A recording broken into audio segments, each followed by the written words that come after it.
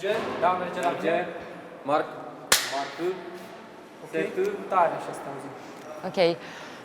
Se întâmpla că trebuia să filmăm documentarul Rock Collective și cineva făcea foarte multă gălăgie pe aici. Dar iată că a mers să filmăm până la urmă. Vorbim mai tare. Cine știe?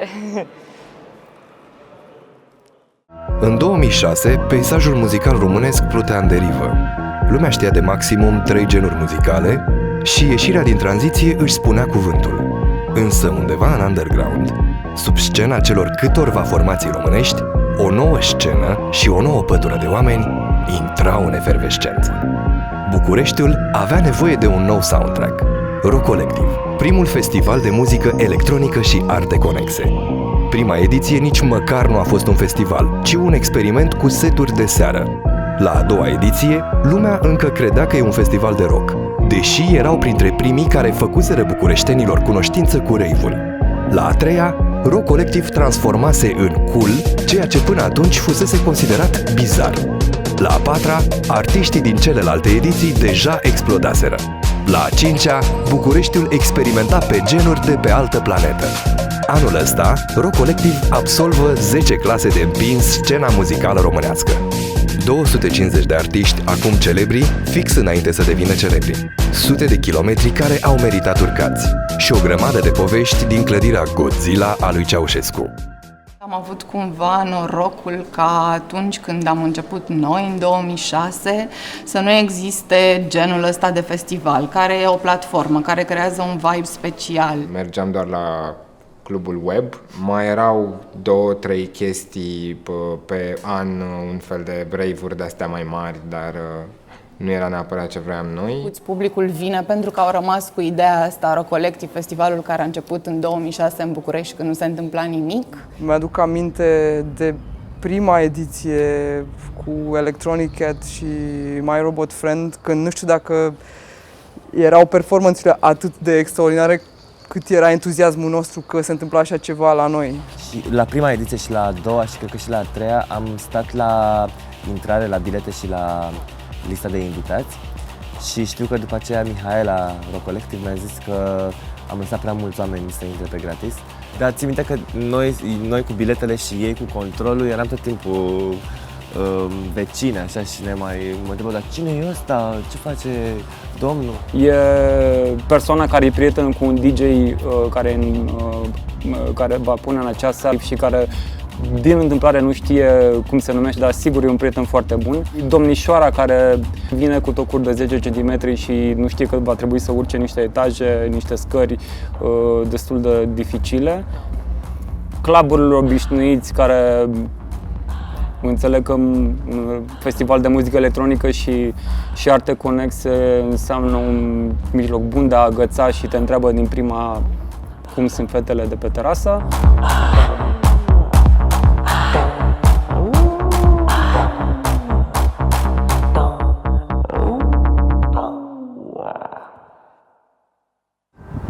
Și am zis, uite, nu știam, oricum nu mă decisesem cu ce mă îmbrac, la ce act.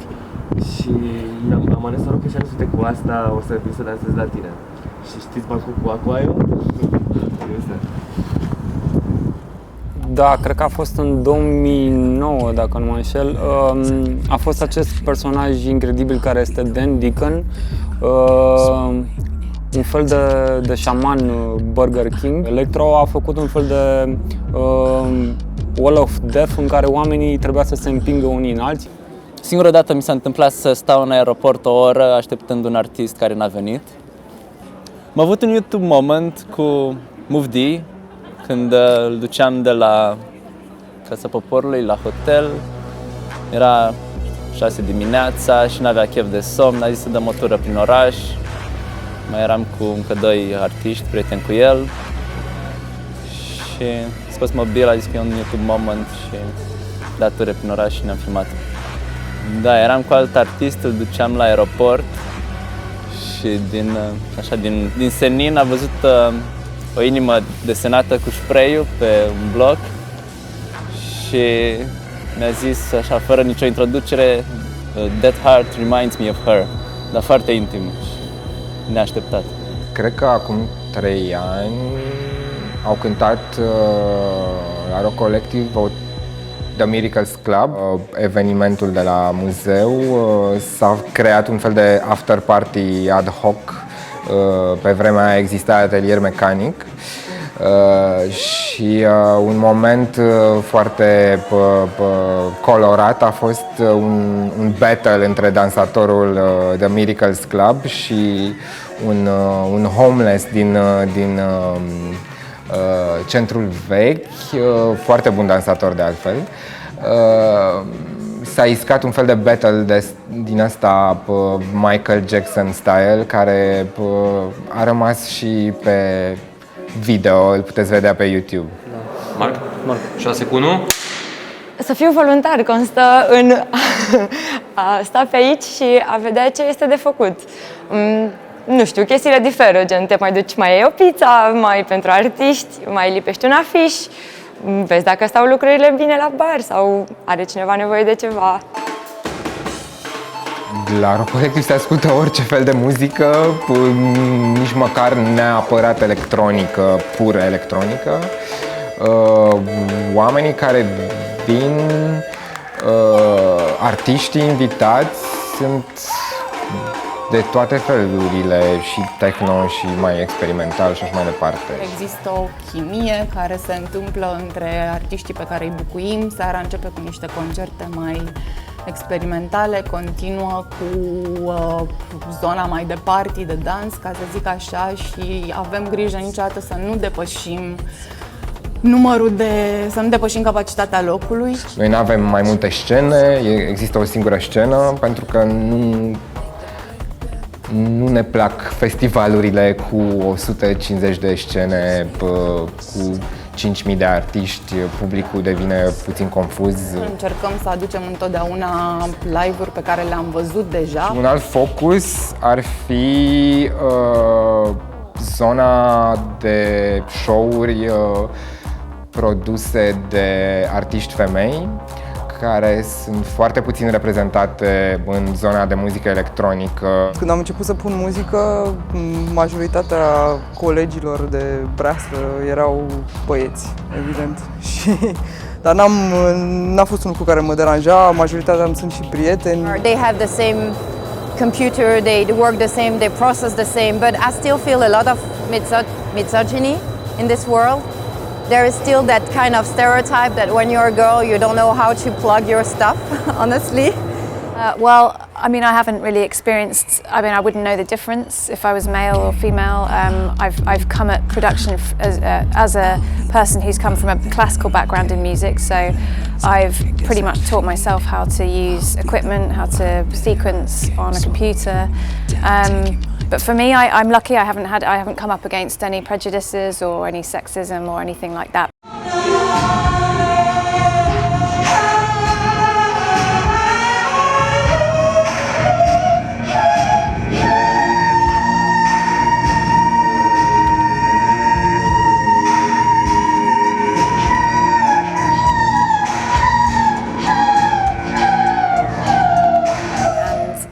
I was struggling to find a name that would represent what I wanted to make, or what art I wanted to make, and I got so desperate that I went to a website that did anagram makers, and I typed my name in, and it gave me about 3,000 results, and I picked Gazelle Twin. What do I think about Rock Collective Festival? I think, from what I've seen from the programme, it looks like a really interesting, quite avant-garde setup.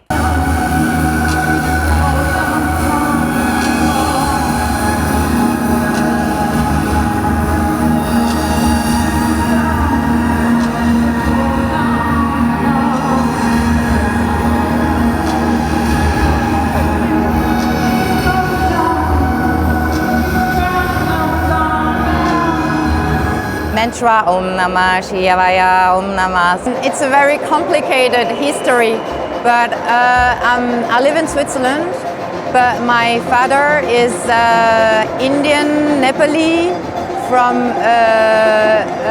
Tibeto-Burman tribe. Been a long initiatic trip that I'm doing because I'm looking for him actually. I never seen him and I don't know my father, and maybe I will see him, maybe he's dead, but through music, I guess it's a kind of a calling. This is a Buddha. I absolutely love Buddha, and I love Shiva too, but he's a kind of a guidance for me. Like, if you look to the Christ, he's suffering, but Buddha is such in a peace state, so I love contemplating Buddha. Mai este scena din Angola de relocată în Lisabona. De la ei o să vină anul ăsta DJ Firmeza.